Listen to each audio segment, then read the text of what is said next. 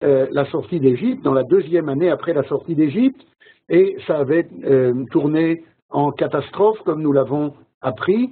Je rappelle que ces explorateurs, puisque nous sommes entrés maintenant dans les 3 semaines qu'on appelle Ben Hametzarim, les 3 semaines entre le 17 Tammuz, le jeûne du 17 Tammuz, et le jeûne du 9 Av, eh bien, ces événements douloureux de notre histoire, on peut dire à répétition, puisque ce sont différentes générations de l'histoire d'Israël qui vont être frappées par ces événements douloureux, eh bien, il faut se rappeler quand même que le fondement de tous ces événements douloureux, c'est le 9 Av, qui est le jour où les explorateurs de Moïse sont revenus vers le peuple d'Israël, après 40 jours, on l'a vu, où ils ont parcouru le pays, ils ont sillonné le pays d'Israël, et ils sont revenus en disant « oui, c'est vrai, c'est un beau pays, d'ailleurs, il a des beaux fruits, etc. » Vous savez, quand les gens commencent à dire la louange de quelque chose, ou de quelqu'un d'ailleurs,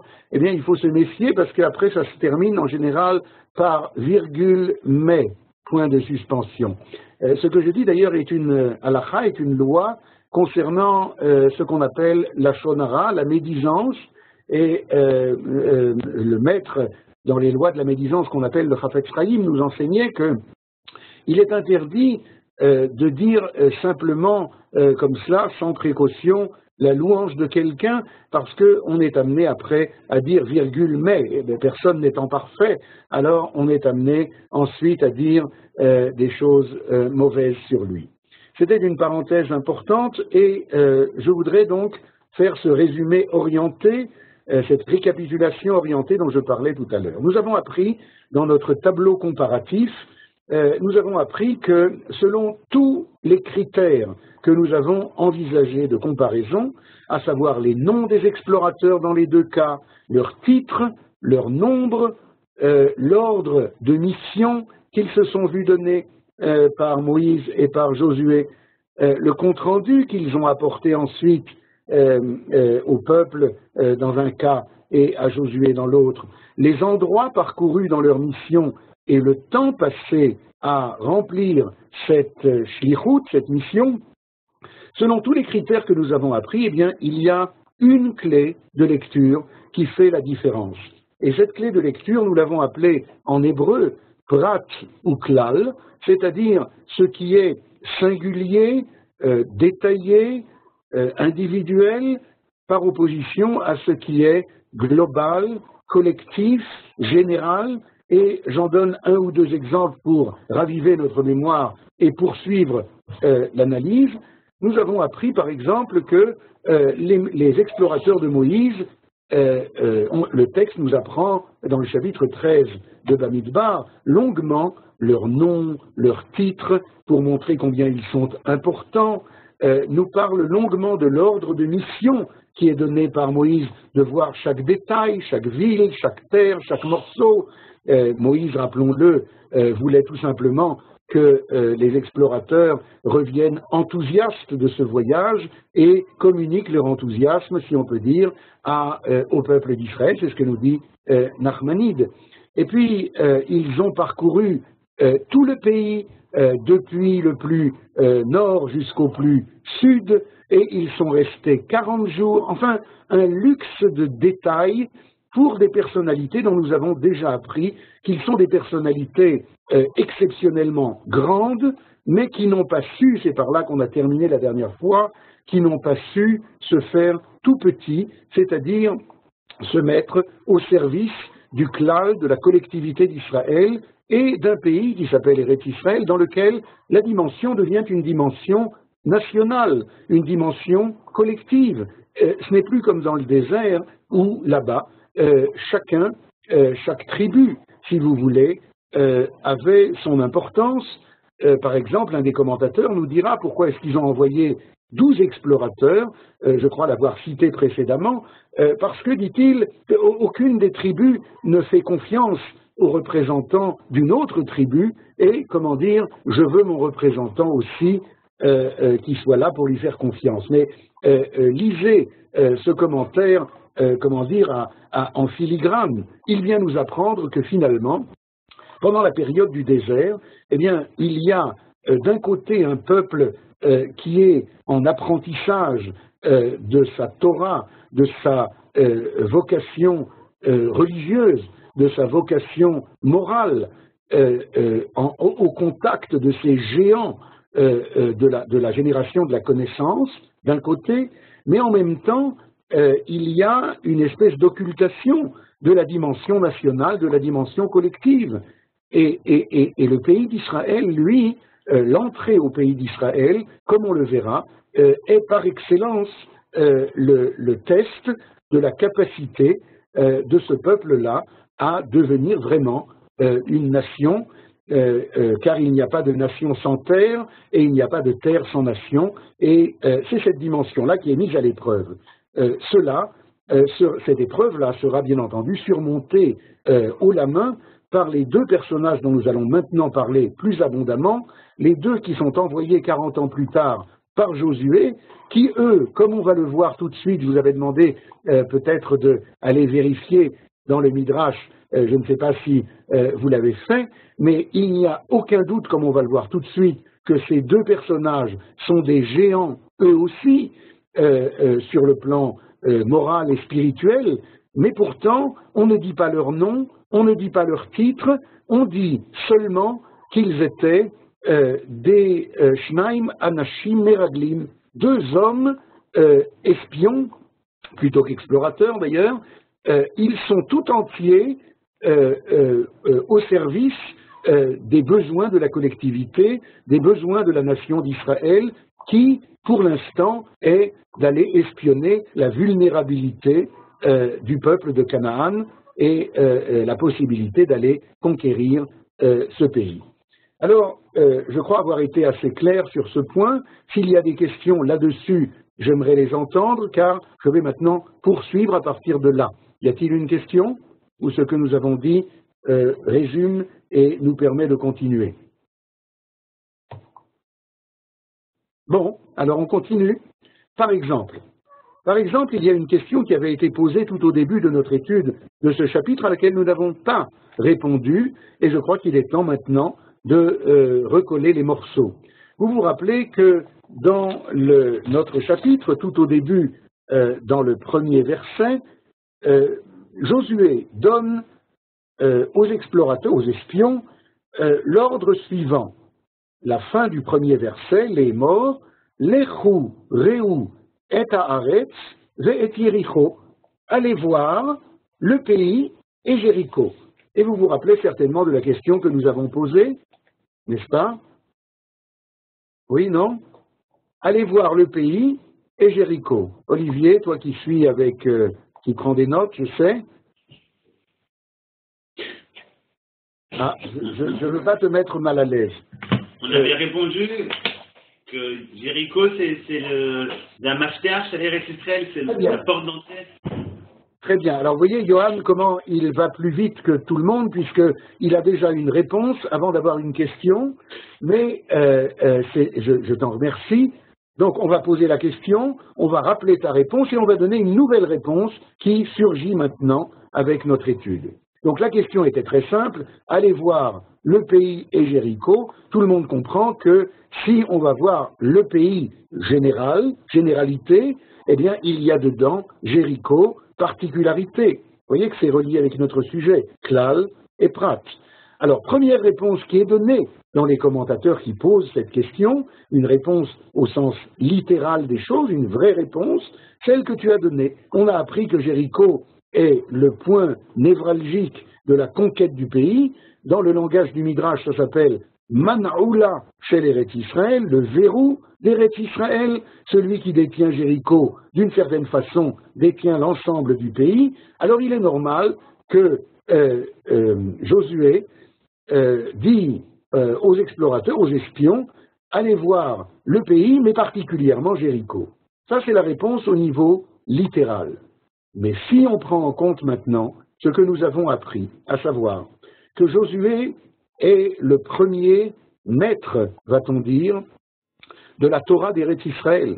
La Torah du pays d'Israël évidemment, c'est la même Torah, c'est la Torah de Moïse. On se rappelle que dans le premier chapitre, on a appris que le visage de Moïse est comme le visage du soleil et le visage de Josué, le visage de la lune. Toute la lumière de la lune, bien entendu, vient du soleil. Et pourtant, la Torah d'Eretz Israël, la Torah de Josué, est une espèce de renouvellement total de la Torah de Moïse. Car elle devient ce qu'on pourrait appeler Torah Taklal, la Torah du collectif, la Torah de la nation, plus seulement la Torah des individus qui composent la nation, plus seulement la Torah dans une dimension religieuse et spirituelle individuelle, mais une Torah qui va éclairer maintenant, puisqu'elle est appelée Or, lumière, Oraïta, la Torah, eh bien, elle devient une lumière qui est à la fois morale et spirituelle, mais à la fois aussi collective et nationale. Eh bien, le grand maître de cela, c'est Josué, qui ouvre une ère nouvelle de la Torah, qu'on appelle la Torah d'Eretz Israël. Et je le découvre avec vous dans cette expression « Et haaretz ve'et Yericho », allez voir le pays, généralité, et Jéricho, particularité. Tout se passe comme si Josué donnait son premier cours de Torah d'Eretz Israël. Et il leur enseigne, il nous enseigne aussi à nous, bien entendu, par la même occasion, qu'à chaque fois qu'à partir de maintenant, on voudra étudier un sujet particulier dans la Torah, un sujet particulier dans la spiritualité d'Israël, eh bien, il faudra d'abord connaître la généralité dont il fait partie. Je vais vous donner un exemple. Je me rappelle que notre maître, le Rav Tzvi Yehuda Kook, donnait chaque Shabbat un cours sur la Sidra, le péricope hebdomadaire, et puis quand on lui posait par exemple une question, je ne sais pas moi, sur que veut dire le Rashi, chapitre 34, verset 5, un exemple au hasard. Alors, au lieu de répondre à la question directement, il disait, eh bien écoute, d'abord, tu sais que la Torah se divise en 5 livres.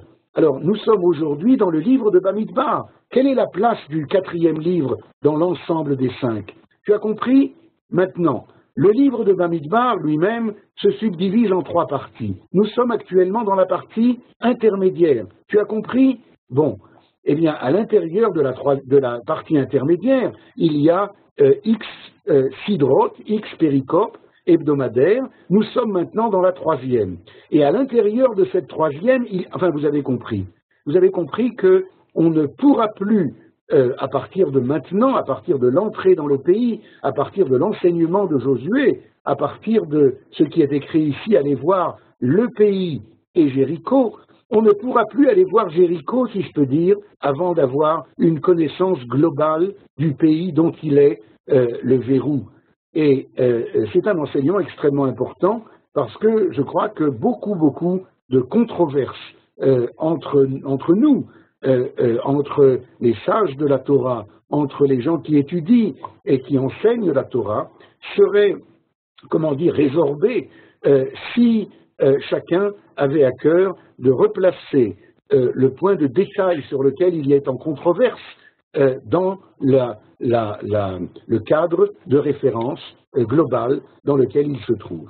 Voilà, c'est un exemple, mais je pense que chacun d'entre vous saura replacer cet enseignement dans son cadre, y compris, dans la vie. Vous savez très bien que dans la vie en général, dans la vie de famille, dans la vie de couple, eh bien, si on sait replacer, je vais vous donner un exemple de la vie de couple parce que je ne résiste pas, tu me permets, Johan? Eh bien, regardez, peut-être, sans exagérer, 80% des problèmes entre lui et elle ou entre elle et lui sont finalement des problèmes qui viennent du fait que chacun vit un petit peu, on dit en français un peu barbare, dans son solipsisme, dans son âme seule. C'est vrai, il vit avec, mais en fait il est seul avec. Et si un instant seulement, le conflit qui les sépare était replacé dans sa globalité, alors on comprendrait, chacun des deux comprendrait que si moi je gagne et que toi tu perds, ou si toi tu gagnes et que moi je perds, eh bien de toute façon, c'est nous qui avons perdu. Nous, ensemble, avons perdu de toute façon. Ça s'appelle replacer l'individuel dans le global, dans le général, dans le collectif. Et vous voyez que c'est un thème extrêmement important qui concerne ce que nous appelons la Torah d'Eretz Israël. Voilà pour cette première partie. Et à la suite de cela, je voudrais prendre avec vous un texte absolument étonnant que nous allons tout de suite retrouver et qui parle le voilà, vous le voyez également, nous parlons de ce texte-là, le voilà, vous voyez, ici. Eh bien, nous parlons du chapitre 13 de Bamidbar, des explorateurs de Moïse, et ils sont revenus, comme vous le savez, en disant des tas de choses mauvaises, la médisance du pays d'Israël. Une des choses, peut-être la chose la plus horrible, la plus déconcertante qu'ils ont dit, c'est le verset que nous avons maintenant sous les yeux, que je vais traduire avec vous. Vayotziu dibat haaretz asher taru ota. Vous voyez? Voilà. Vayotziu dibat haaretz asher taru ota el bnei Israël. Ils ont exprimé la médisance du pays qu'ils avaient parcouru, qu'ils avaient visité aux enfants d'Israël en ces termes, les morts. Haaretz, le pays Asher Avarnuba, dans lequel nous sommes passés, nous avons traversé, la tour Ota, Eretz Ochelet Yoshvea, dit, c'est un pays qui mange ses habitants. Je ne sais pas si vous vous rendez compte, je demande une minute de silence parce que vraiment c'est quelque chose de non seulement déconcertant, mais comment ça? Ce pays-là, qui est le pays de notre vitalité, de notre épanouissement, eux, les explorateurs, ces grands de la Torah qui ont été envoyés par Moïse, ont vu dans ce pays un pays qui dévore ses habitants. Alors, d'abord, il faut comprendre de quoi il parle. De quoi il parle? Eh bien, il parle de ce que Rashi va nous dire ici. Rashi, que vous avez ici sous les yeux, nous cite le Midrash. Ochelet Yoshvea, dit-il, Bechol Makom, dans chaque endroit, chez Avarnu, où nous avons passé dans le pays, Metsaanum Kovre Metim, on les a trouvés, les habitants, qui enterraient leurs morts. Ve'akadosh Baruch Hu asa letova, mais immédiatement Rashi cite le Midrash en disant que, attention, il y a erreur d'interprétation. Dieu avait fait cela pour le bien de leur entreprise, que dès les tordam be'evlam, afin qu'ils soient préoccupés par leur deuil, les habitants du pays, velo yitnu lev le'elu, et qu'ils ne prêtent pas attention à ces espions qui sont en train de venir les espionner. Alors, si vous voulez, Dieu a envoyé une maladie, apparemment. Il y a eu beaucoup de morts cananéens, et de cette façon-là, les explorateurs envoyés par Moïse pouvaient traverser le pays sans être inquiétés. Mais eux ont vu les gens enterrer leurs morts, ils en ont conclu, c'est un pays qui mange ses habitants. C'est quelque chose d'atroce. Alors, il y a un commentaire intéressant de Sforno, ce rabbin qui vivait en Italie à la Renaissance, et qui explique comme cela,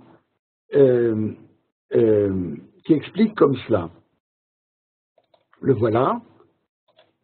Bon. Le voilà.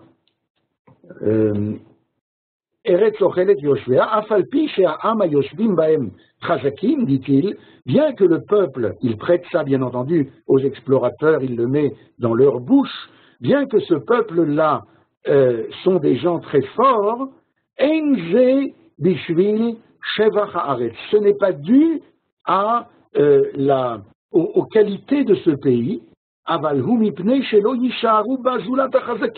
mais c'est parce qu'il y a, si vous voulez, une espèce de loi darwiniste qui fait que seulement les plus forts, Shem Chazake Amezeg, qui sont, qui ont un tempérament forts, eh bien c'est ceux-là qui survivent.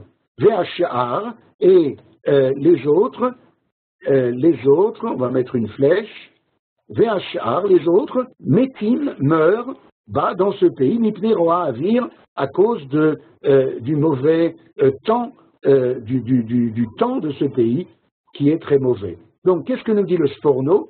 Le Sforno nous dit, n'allez pas croire que si on a dit qu'il y a des gens très forts dans ce pays, c'est parce que ce pays est extraordinairement vital, je ne sais pas comment on dit, il donne une bonne santé aux gens qui y habitent. Parenthèse, je témoigne combien ce pays, évidemment, est un pays. Vous savez qu'il y a même des gens du monde entier qui viennent se faire soigner maintenant en Eretz Israël, ce qui pose d'ailleurs pas mal de problèmes d'encombrement dans les hôpitaux, mais enfin, on fait avec. En tout cas, Sforno nous dit, mais non, ne croyez pas que c'est à cause du bon air de ce pays qu'il y a des gens très forts, c'est parce que ce sont seulement les plus forts qui survivent et tous les autres périssent. Regardez combien de morts ils enterrent ici. Alors, on va tout de suite passer à une explication beaucoup plus. Il y a une question? Oui, Arabe. Je crois que Rava a une question. Rava, allez-y, posez votre question au micro. Vous m'entendez? Plus fort. Alors en fait, c'est par rapport au verset qui dit que la terre dévore ses habitants. Est-ce qu'on pourrait faire un rapprochement entre la terre et le corps humain? Et en fait, elle ne les dévorerait pas, elle les digérerait pour qu'ils puissent mieux s'intégrer. Écoutez, Chava, de deux choses l'une. Ou bien vous avez déjà vu le texte que nous allons lire maintenant de Rabbi Nachman de Breslav, ou bien alors vous avez le Ruach HaKodesh, ça veut dire un début de prophétie. Alors à vous de décider laquelle des deux réponses est la bonne. Eh bien, au lieu de vous répondre, je vais laisser le Rabbi Nachman de Breslav répondre à ma place. Regardez ce qu'il va nous dire ici, qui correspond très exactement à ce que vous venez de dire. Je vais lire avec vous les premières lignes. Il dit comme ça, Ki teva ha'achila. La nature, vous savez, peut-être encore un mot d'introduction avant de lire Rabbi Nachman. Ça se trouve dans les Likutei Moharan 129. Vous savez que Rabbi Nachman de Breslav était un grand amoureux du pays d'Israël. Il a même écrit 2 livres entiers qui témoignent de son amour du pays. Et dans la mesure où il a lu, étudié, appris les phrases prononcées, les phrases horribles prononcées par ces explorateurs de Moïse, alors on peut imaginer qu'il ne supportait pas qu'on dise du mal du pays d'Israël. Il y a des gens comme ça, moi aussi d'ailleurs. Et il ne supportait pas, mais qu'est-ce qu'il a fait? Il a repris la phrase qu'on vient d'étudier tout à l'heure, et il l'a retournée, je ne sais pas comment il faut dire ça, au lieu que ça soit une phrase pleine de, comment on dit, de médisance, eh bien vous allez voir, il en fait une phrase pleine de louanges pour le pays d'Israël. Alors je lis maintenant et je traduis le début de ce texte. Ki teva ha'achila, la nature de la nourriture. Qu'est-ce que ça veut dire manger? Une terre qui mange ses habitants. Eh bien, apprenons ce que veut dire manger. Chez Amazon, nitrapech la nizon.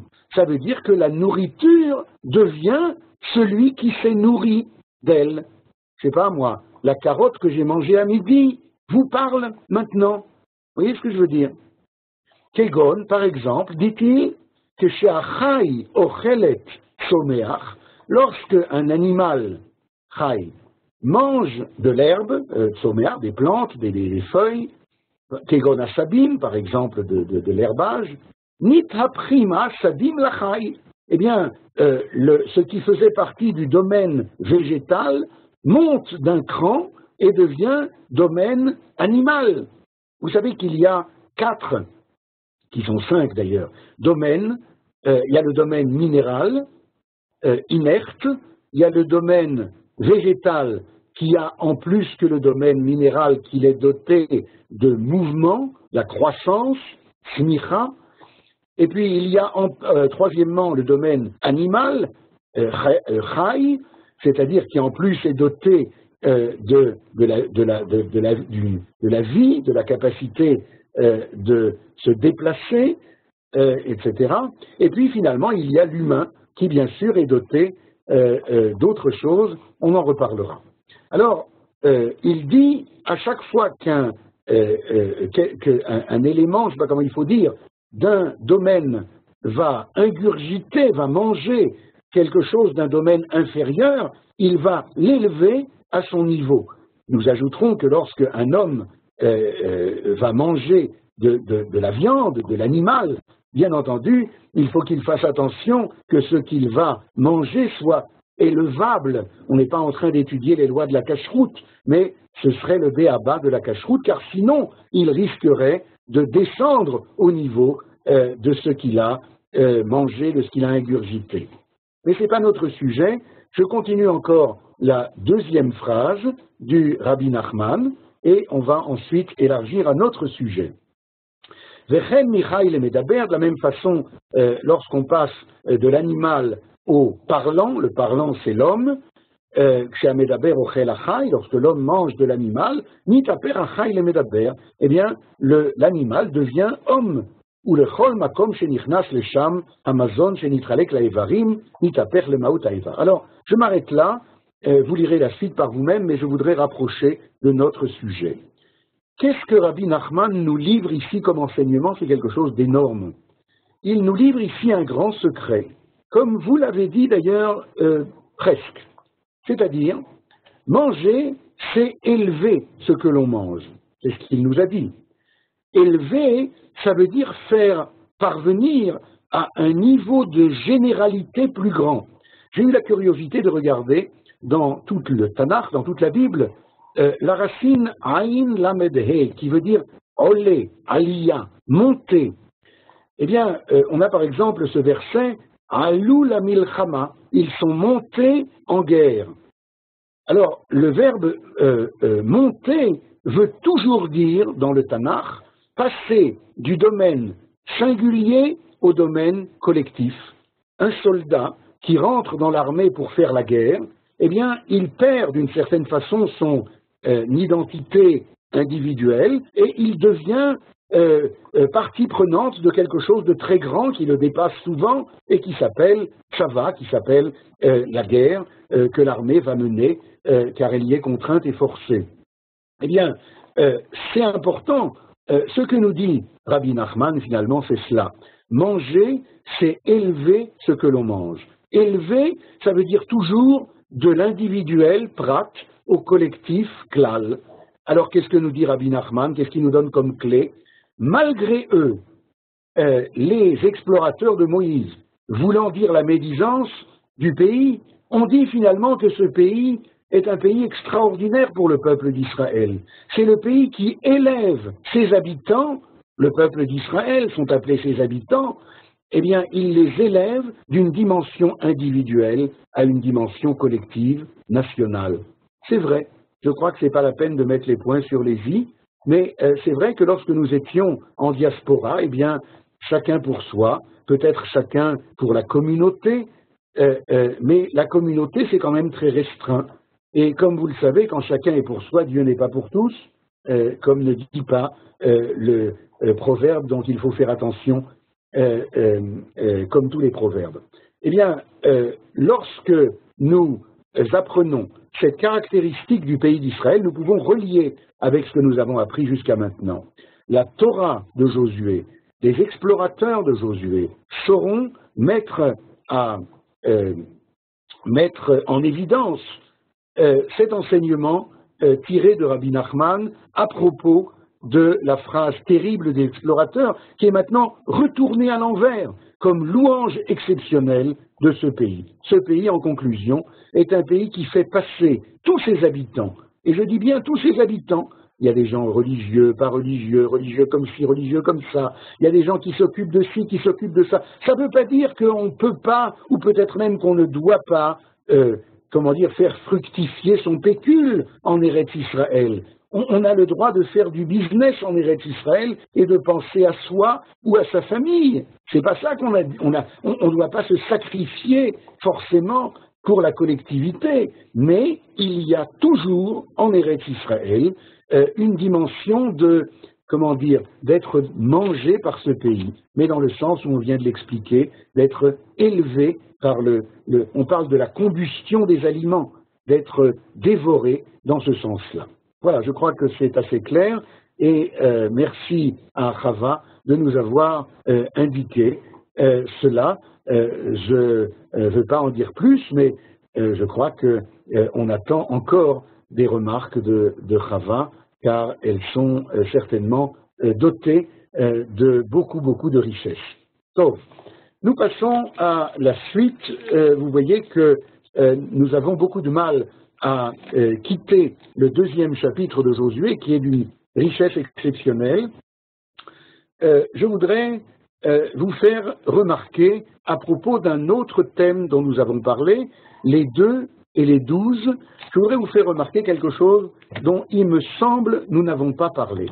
Vous allez prendre, vous l'avez sous les yeux je pense, le deuxième chapitre de Josué tout entier. Le chapitre, est-ce qu'on l'a ici, Johan? Je vais pas ici, je vais le sortir, une minute. Le chapitre lui-même, ceux et celles qui ont un texte avec eux peuvent déjà commencer à compter dans tout le chapitre combien de fois il y a marqué le mot Anashim. Anashim désigne bien entendu les gens, c'est-à-dire les 2 personnes qui ont été envoyées par Josué et qui incarnent cette vertu dont nous avons déjà parlé de se mettre au service de la collectivité. Je veux le texte en hébreu, bien entendu. Yafé, Toda Rabba, merci beaucoup. Eh bien, on peut regarder ensemble, il manque encore un peu quelque chose. D'accord? Alors, si... On redonne la commande, il y a presque le 2, et après il faut passer, à la page numéro 2. Vous pouvez... Il faut passer à la page numéro 2. Alors, on va le faire assez rapidement. Ceux et celles qui connaissent mieux l'hébreu vont compter le nombre de fois qu'il y a marqué Anashim dans ce texte. Peut-être, je vais quand même le faire avec vous, sinon vous allez me dire que c'est pas possible, car la réponse est assez impressionnante. Alors, voilà une première fois, n'est-ce pas, ici? Voilà, 1. Après, 2. Après, 3. Après, 4. 5. 7. 8. Pasuk Tet. Tomer el Anashim. Pasuk Tet. Oui. Ça fait 9, c'est ça?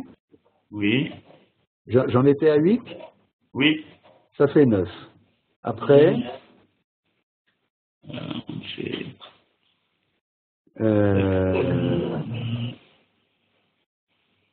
Voilà, vous le voilà. Voilà, Yud Zayin. Yud Zayin, ça fait 11. Vous voyez où je veux en venir? Il y en a 12, je pense. Alors effectivement, il y a encore une fois après, ça fait 12. Pourquoi je dis que c'est impressionnant? Vous avez une idée pourquoi c'est impressionnant? Parce que finalement, les 2 équivalent à 12. C'est-à-dire, bien sûr qu'ils représentent les 12 tribus, mais ils représentent les 12 tribus, comment on dit en français, en filigrane.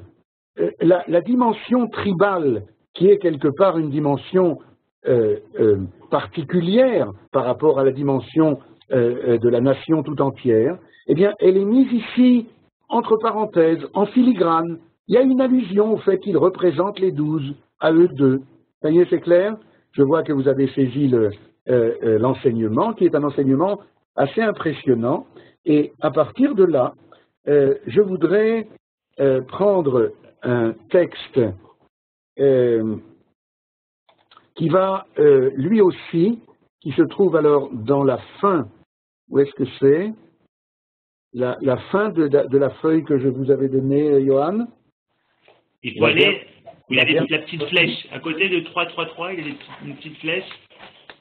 À côté de 333, quelque chose qui est lui aussi actuel, puisque nous sommes dans les 3 semaines, on en parlait tout à l'heure. Le 17 Tammuz, c'était dimanche dernier. Le 17 Tammuz est jour de jeûne, nous dit le Talmud, à cause de 5 choses qui se sont produites dans l'histoire d'Israël. La première d'entre elles, c'est la brisure des tables de la loi par Moïse. Rappelez-vous, 40 jours après le 6 Sivan, jour où Moïse reçoit la Torah au mont Sinaï, 40 jours plus tard, Moïse redescend de la montagne et il voit le peuple d'Israël en train de fauter avec le veau d'or, la Egel Azahav. Alors, Moïse prend sur lui quelque chose qu'il faudrait étudier en soi, qui s'avère a posteriori être une chose extrêmement positive, prend sur lui de briser les tables de la loi avec lesquelles il était descendu. Et comme vous le savez, 2 fois 40 jours plus tard, ça nous mènera à Yom Kippour. Eh bien, quel est l'événement historique de Yom Kippour? Car toutes les fêtes du calendrier hébraïque ont un point de départ historique. Quel est donc l'événement historique de Yom Kippour? C'est le recueil, la réception des 2e tables, la Luchot Hashniyot, les tables de la loi, comment dire, rédimées, je ne sais pas comment dire ça en français, revues et corrigées. Alors, le 17 Tammuz est donc d'un côté un jour de jeûne, un jour de détresse, parce que bien sûr que briser les tables de la loi, c'est quelque chose d'extrêmement dramatique et peut-être négatif. A posteriori, il s'avérera que, comme dit le verset, vous le voyez ici, c'est Dieu qui parle. Vayomer Hashem el Moshe, Dieu dit à Moïse, Psol lecha shnei luchot avanim, c'est dans le chapitre 34, dans la paracha de Kitissa, tu vas graver pour toi 2 nouvelles tables, karishonim, comme les premières, vechatavti ala luchot et advarim asher ayu ala luchot arishonim asher shibarta, et moi, dit Dieu, j'écrirai les paroles qui étaient sur les premières tables que tu as brisées, shibarta. Eh bien, prenant ce texte Asher Shibarta, la Gemara donne un midrash en disant Yesher Koach chez Shibarta. Asher, ça veut dire c'est bien que tu les as brisés, dit la Gemara. Alors pourquoi est-ce que c'est bien que tu les as brisés? Eh bien, le midrash Tanchuma que vous avez sous les yeux va nous expliquer pourquoi. Et lorsqu'on aura compris le Midrash, on verra en quoi c'est lié avec notre sujet, les explorateurs de Josué. Suivez bien. Dieu lui dit, Sol lecha, grave pour toi des tables nouvelles, veillez nachon la boker, et sois prêt pour le lendemain matin.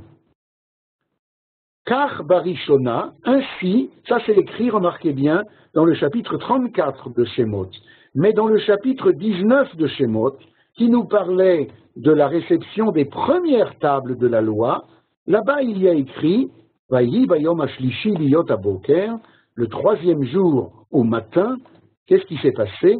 Vayi kolot ubrakim, il y a eu du tonnerre, et des éclairs, etc., etc. Et enfin, comment on dit en français, une grande superproduction. Vous avez vu peut-être le film Les 10 commandements. J'ai vu ça il y a au moins 40 ans, mais je me rappelle que ça fait beaucoup. Il y a des effets exceptionnels, vous voyez ce que je veux dire? Eh bien, les premières tables ont été données dans une atmosphère de grands chambardements, je ne sais pas comment on dit ça. Les 2e tables, elles, ont été données dans une atmosphère extrêmement discrète. Regardez.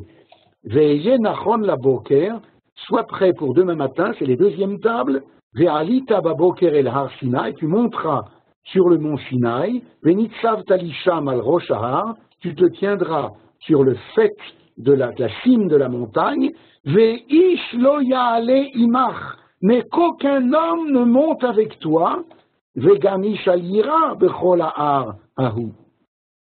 Alors, regardez le Midrash, ce qu'il nous raconte concernant la différence entre les premières tables et les deuxièmes. Il nous dit ceci.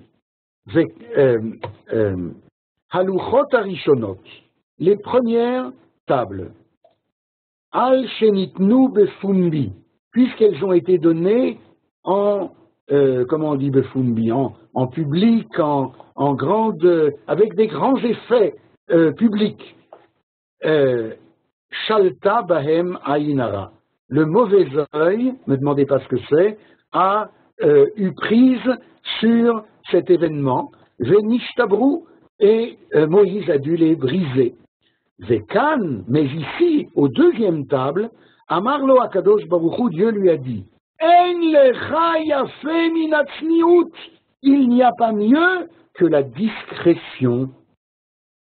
Je répète, je l'ai mis en caractère gras, En lecha yafe minatzniut, il n'y a pas mieux que la discrétion.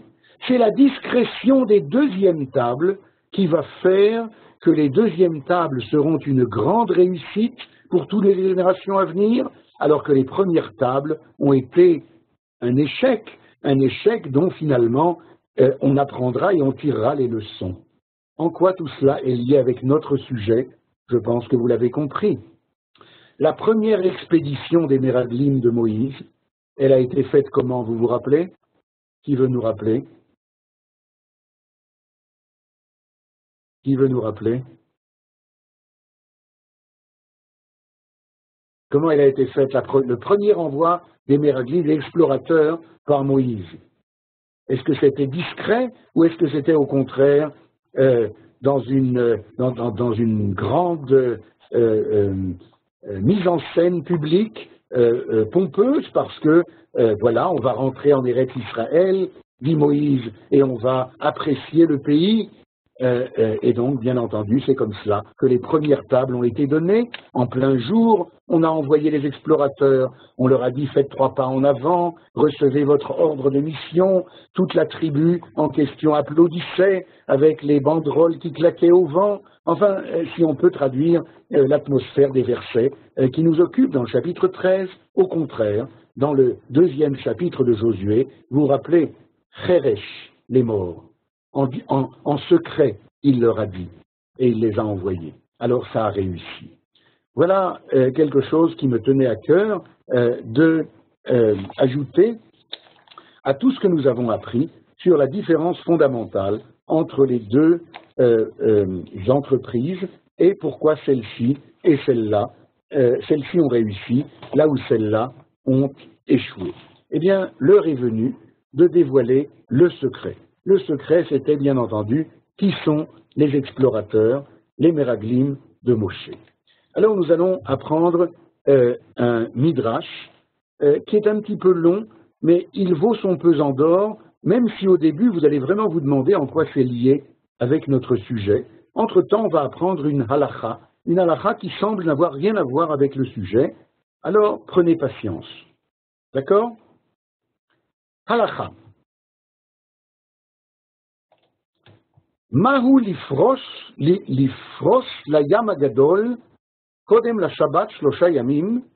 La halakha demande, est-il permis de prendre le bateau sur la grande mer? La grande mer, c'est la mer Méditerranée, elle était grande à l'époque, car on ne connaissait pas forcément l'océan. Eh bien, est-il permis de prendre le bateau pour voyager sur la grande mer avant Shabbat, 3 jours avant? Est-ce que vous comprenez la question qui est posée ici? La question qui est posée ici, sans rentrer dans les détails halachiques plus qu'il n'en faut, c'est que si on est sur un bateau pendant Shabbat, eh bien, on va être amené à transgresser le Shabbat de notre propre initiative. Alors, la halakha, on va le voir, c'est que si on sait qu'on a le temps d'arriver à une escale terrestre avant Shabbat, on est 3 jours avant, si dans 2 jours on peut arriver à une escale terrestre, alors on a le droit de prendre le bateau. Mais s'il y a plus de 3 jours avant d'arriver à une escale terrestre, on n'a pas le droit. Regardez bien, Ein mafligin besfina bayam agadol shlosha yamim kodem la Shabbat, on n'a pas le droit 3 jours avant de prendre le bateau. Bisman, de quoi on parle? Sheu alech le makom rachok, lorsqu'il va à un endroit éloigné. Aval im vakesh lifros, kemo mitzor le Tzidon, mais si c'est pour aller, par exemple, vous connaissez ces 2 villes côtières du Liban aujourd'hui, de Tyr à Sidon, qui sont des villes très proches, eh bien, c'est permis, même Erev Shabbat, même le vendredi, parce que en quelques heures, on peut arriver de l'une à l'autre. Tout cela, apparemment, n'a rien à voir avec le sujet, nous y arrivons. Beshaliach hareshut, tout cela est une halakha qui concerne celui qui va soit pour son plaisir, soit pour faire du commerce, toute autre raison. Mais, ve'im haya shaliach mitzvah, mais si c'était un envoyé pour réaliser une mitzvah, par exemple, à l'époque dont on parle d'aller racheter des prisonniers juifs qui ont été faits prisonniers par nos ennemis, Mutar lo lifros bechol yom sheyirtse. Il lui est permis de voyager même pendant Shabbat, bien entendu, car il s'agit de sauver des vies ou de faire une mitzvah, comme on va le voir, concernant la collectivité. Mipnei sheu shaliach mitzvah, ve shaliach mitzvah dochet à Shabbat. Un envoyé pour faire une mitzvah repousse le Shabbat. Et c'est ce que nous avons enseigné Besouka, chez Shaninu, chez Shluché mitzvah, pturi minasuka. Par exemple, on a appris que si quelqu'un est envoyé pour faire une mitzvah, eh bien, il n'est pas tenu de faire la mitzvah de souka, de manger ou de dormir dans la souka. Et maintenant, on arrive à notre sujet, chers amis. Il n'y a pas quelqu'un de plus cher aux yeux du Créateur que Shaliach Shenishtalech Lasot Mitzvah, que quelqu'un qui a été envoyé pour faire une mitzvah, Venoten Nafsho Kedei Lehatzliach, et il donne toute sa personne pour réussir dans l'entreprise de mitzvah. Ve'ein lecha bnei adam shenishtalchu la'asot mitzvah venotnim nafsham lehatzliach beshlichutam.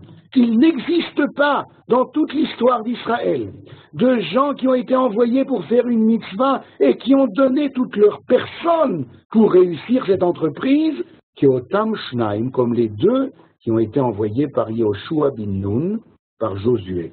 Sheneemar, Vaishlach Yoshua bin Nun minashitim, etc. Amrou, Shanu Raboteinu. Nos sages ont enseigné Elu Pinchas veKalev, vehalchu venatnu nafsham, veitzlichu bishlichutam.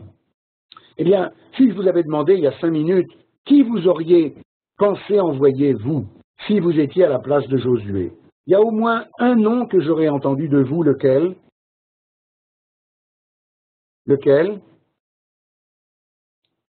J'entends pas. Kalev, on aurait au moins Kalev Ben Yefouné. Bien entendu, pourquoi Kalev? Parce qu'il était déjà dans la première fois, c'est lui qui a fait le choix. Très bien, la première fois, c'est lui avec Josué lui-même, le seul à avoir dit tout le bien du pays et toute la louange du pays, alors que les 10 autres avaient dit la médisance du pays. Et par conséquent, pour être sûr de son fait, il est évident que Josué va choisir Kalev ben Yefouné de la tribu de Yehuda. Le deuxième, c'est la paracha de cette semaine, c'est Pinchas ben Elazar à Cohen. Pinchas qui deviendra le premier grand prêtre d'Eretz Israël, après que, dans le désert, son père, Elazar, fils de Aaron, ait été le grand prêtre dans le désert. Eh bien, c'est ce que nous dit la suite du Midrash. Alors, la suite du Midrash est un petit peu étonnante. Keivan shehalchu levaksham ma'asta rachav. Vous vous rappelez de cette femme dont on n'a pas encore parlé, mais qui occupe une place très importante dans notre chapitre, cette femme qui est appelée Zona, aubergiste ou prostituée. Et puis, le Midrash nous dit, qu'est-ce qu'elle a fait? Natla otam lehatminam, elle les a recueillis, comme vous le savez, sur le toit de sa maison pour les cacher. Elle a pris là-dedans un risque extraordinaire, bien entendu. Amar la Pinchas. Alors Pinchas lui a dit, Ani Kohen, moi je suis Kohen. Va Kohanim, Nim Shelou la Malachim. Les Kohanim sont équivalents à des anges. Chez Nehemar, comme il est dit, qui sifte Kohen, Yishmeru Dat, Vetorah Yivakshu Mipeu, qui Malach Hashem Tsevaot Hu, laissons le verset, Ve'amalach Mevakesh Nire ou Mevakesh Eno Nire. Il y a ici quelque chose de très curieux. Un ange, c'est une créature divine, non, comment on dit, l'ochomri, non matérielle, non matérialisée. Elle peut épouser n'importe quelle forme matérielle, mais elle est elle-même immatérielle. Eh bien, dit Pinchas, moi aussi, je suis comme un ange, immatériel. Si je veux, je suis visible. Et si je veux, je suis invisible. Bon, il y a ici des choses très profondes sur lesquelles nous passerons rapidement. Les fichar, c'est pourquoi tout cela, parce que dans le verset, il y a écrit, c'est dans le chapitre, dans notre chapitre 2, mais il y a écrit, vous pouvez vérifier dans le chapitre 2, essayons de le retrouver, 666, non, c'est quel numéro? Chapitre 2. Non, dans la petite flèche. Ouais. Ah, chapitre 2, d'accord. Le voilà. Alors vous voyez qu'ici, au verset 4, il y a écrit Vatitz Peno. Qu'est-ce que ça veut dire Vatikach Aisha? On commence le début. La femme a pris et Shnei Anashim, les deux hommes, Vatitz Peno. Ça veut dire Vatitz Peno, elle l'a caché au singulier. Ça veut dire qu'elle en a caché un seul. Alors pourquoi avoir rassemblé, recueilli les deux et en avoir caché un seul? Eh bien, c'est ce que disait notre Midrash, il faut que je le retrouve maintenant. Notre Midrash disait, le voilà, notre Midrash disait, Mevake Pinchas parle en disant, si je veux, je suis visible, et si je veux, je suis invisible. Tu n'as pas besoin de me cacher, moi. Moi, je suis un être qui est capable de matériel, d'être... je vais vous donner un exemple pour pas que les choses restent un peu trop mystiques, mais je voudrais que vous compreniez bien le thème qui est ici. Vous savez comment on dit en hébreu le mérite? Comment on dit le mérite, Chava? Comment on dit le mérite, mériter? Est-ce que c'est zechut? Zechut, absolument. Le zechut. Ça vient de quel mot? Eh bien, zechut vient du mot zach. Vous savez, shemen zaïd zach, ça veut dire de l'huile d'olive pure. Qu'est-ce que c'est de l'huile d'olive pure? Elle n'a pas des impuretés, des choses qui empêchent de voir à travers. Vous savez comment on dit en hébreu moderne? Du verre transparent. Zechuchit, c'est le même mot, parce qu'on voit à travers. Zach, c'est quelque chose qu'on voit à travers. Alors, le mérite moral, quelqu'un qui a réussi à améliorer, à affiner ses vertus morales, de telle façon qu'il devient comme celui dont nous parlons maintenant, un petit peu, Pinchas ben Elazar, eh bien, il est, pour ainsi dire, transparent. D'ailleurs, on dit en psychologie, n'est-ce pas? En psychologie relationnelle, on dit quelqu'un qui est transparent. Ça veut dire il n'y a rien d'obscur chez lui, il n'y a rien d'occulte, n'est-ce pas? Très important dans la vie de couple, d'être transparent l'un par rapport à l'autre, bien entendu. Eh bien, c'est un peu l'idée qui est donnée ici, sans tenir compte du côté mystique des choses. Je me rappelle qu'il y avait un grand rabbin qui était de la famille du Rav Kook, qui s'appelait le Rav Natan Ra'anan Zichro Livracha. Et la première fois que je l'ai vu, et pas seulement la première fois, je me suis fait intérieurement cette réflexion curieuse, bizarre d'ailleurs.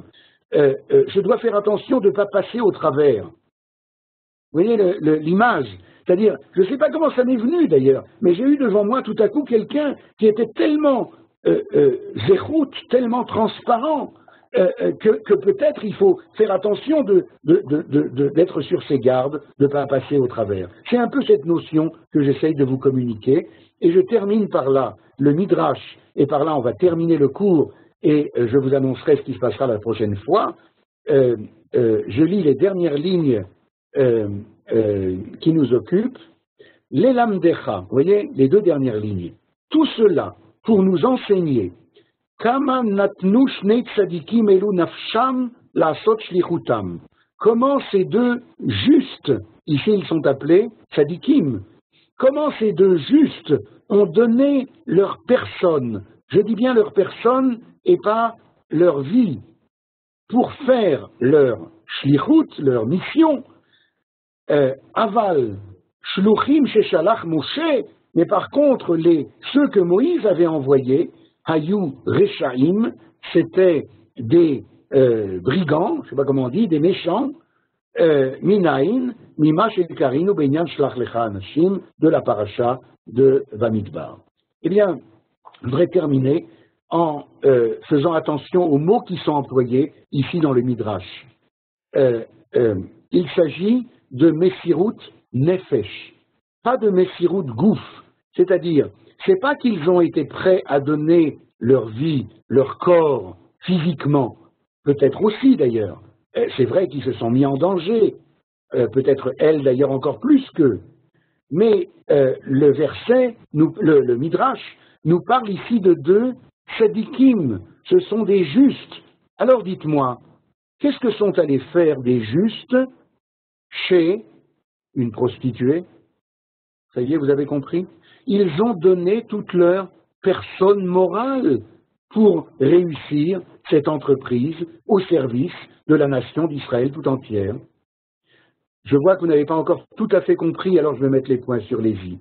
Il y a quelques bonnes années, un de mes plus chers élèves, qui était revenu à la Torah après qu'il en était éloigné, et au mitzvot, m'a téléphoné et m'a posé la question la plus difficile qu'on m'ait jamais posée. Il m'a dit, je ne veux pas tout te dire, mais j'ai été contacté par le Mossad et on me propose d'aller passer quelques bonnes années dans un pays voisin au service de la nation d'Israël. Vous voyez de quoi je parle? Eh bien, il est clair qu'en allant là-bas, je vais devoir tout abandonner. Le Shabbat, la cacheroute, tout, je vais devenir comme eux. Est-ce que j'ai le droit? Je ne vous dis pas la réponse.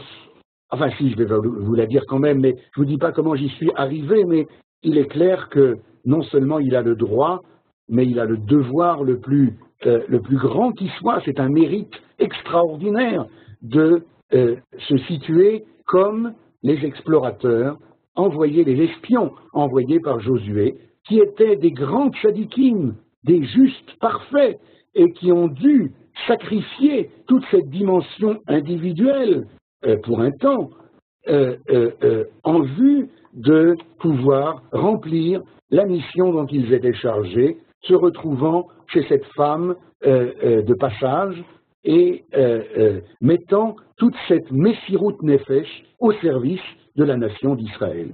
Eh bien, je crois qu'il y a là un enseignement qui est extraordinaire. Je voudrais terminer par là. Nous avons encore deux grandes questions qui vont nous occuper dans ce chapitre-là, que nous terminerons la prochaine fois. La prochaine fois, nous aurons, si vous êtes d'accord, c'est ce que nous avons pensé avec Johan, comme c'est la dernière épisode, mais qu'il y a eu pas mal d'épisodes qui ont été annulés pour toutes sortes de raisons d'ailleurs, dont je suis responsable ou dont l'organisation est aussi responsable. Eh bien, je voudrais vous proposer que mardi prochain, nous ayons deux cours d'affilée. Je ne sais pas si c'est possible. Je ne sais pas si vous aurez la patience de suivre deux cours, mais nous commencerons donc notre étude, Johan, à quelle heure? Comme d'habitude, et nous la poursuivrons jusqu'à 10 heures, c'est ça? Non, je pense que ce serait peut-être mieux d'avancer, parce qu'en Israël, ça fera 11 heures pour les gens. Alors peut-être commencer une demi-heure avant et finir une demi-heure après. D'accord, moi je n'ai pas de problème. Donc le cours prochain commencera en fait à 8h30. Voilà. À 8h30 et se poursuivra jusqu'à 10h30 à peu près. Et de telle façon que nous aurons la possibilité, je vous demanderai de lire en hébreu, en français, comme vous le souhaitez, le chapitre 7 de Josué. Nous allons sauter jusqu'au chapitre 7, et là vous lirez surtout les 9 premiers versets, et nous essaierons de conclure notre étude par l'étude des 9 premiers versets du chapitre 7 de Josué. Merci de votre écoute. Merci beaucoup, Rav Atoun. C'est le moment, si vous avez des questions, vous pouvez, par chat ou par microphone. J'ai peur que tout soit trop clair. Et merci beaucoup. Moi, j'aimerais juste revenir sur une perle que vous nous avez dit de lire, mais finalement, on ne l'a pas lu, mais moi, je l'ai lu. Et c'était le Midrash, l'écouté Maran que vous avez ramené, et qui justement nous dit, vous avez expliqué que lorsqu'on mange, justement, on élève qui est en dessous de nous à une madriga, une étape plus élevée. Mais alors, lorsque la terre nous mange, finalement, c'est peut-être une descente. C'est peut-être qu'on redescend, puisque c'est l'élément de la terre qui mange, c'est le domaine, c'est le minéral qui mange l'homme. Mais le Likutei Maran nous le dit, non, il dit qu'en fait, je l'ai lu, chez Aeretz, Ze Aemuna, Trinat Emuna. Et on le voit que tous les gens qui sont en Eretz Israël, ça rajoute de la Emuna. On a le mérite de toujours grandir dans la Emuna. Oui. Tu as raison. Je crois que ce qu'il faut dire est que l'Ikouté Moharan, le Rabbi Nachman, dira un petit peu plus loin, descente, c'est ce que la Torah nous apprend à propos de Haaretz Taki Otrem. Le pays vous vomira. Quelqu'un qui, si tu veux, ne s'est pas éduqué lui-même, ne s'est pas comment dire, raffiné dans sa dimension intérieure, égoïste, individuelle, je ne sais pas comment il faut dire, alors il ne pourra pas supporter de vivre dans ce pays où on est constamment à l'indice du klal, à l'indice de la collectivité. Encore une fois, ça ne veut pas du tout dire qu'on doit mettre entre parenthèses notre dimension individuelle, particulière, etc. Mais on est constamment sollicité par une dimension collective qui est le propre de ce pays et le propre de cette nation. Ceux qui ne sont pas capables de cela, eh bien, malheureusement, ils vont quitter le pays, et c'est ce que le verset dit, Ve'aretz taki otrem, le pays vous vomira. Mais ne terminons pas sur une note négative, ce pays-là, encore une fois, nous élève, nous fait passer d'une dimension individuelle à cette dimension collective, c'est ce que nous appelons aliyah. Aliyah, au sens propre du mot, dans le langage biblique, veut dire s'élever, c'est-à-dire devenir plus large au niveau de son ego, de sa dimension de relation avec pas seulement sa cellule familiale, mais avec son peuple tout entier. Merci beaucoup, Rav Atoun. Donc, nous, on se retrouvera la semaine prochaine, mais pas comme d'habitude. On se retrouvera une demi-heure plus tôt, c'est-à-dire qu'il sera 7h30 en France et 8h30 en Israël. Donc à la semaine prochaine. Moi, j'aurai le plaisir de vous retrouver dès demain. Parce que comme vous le savez, on a tous les soirs, on a la chance d'avoir des cours. Donc demain, il y a la paracha Tachavua, la paracha avec Richard Davidovia, suivi de l'histoire juive. En histoire juive, on parlera de l'époque entre le Second Temple, la destruction du Second Temple et le retour à Eretz Israël. Encore une fois, comment on a réussi à survivre pendant cet exil et cette diaspora. Tous les cours sont enregistrés sur fr.lidmod.org. Kol Tov et merci au Rav. Shalom, shalom.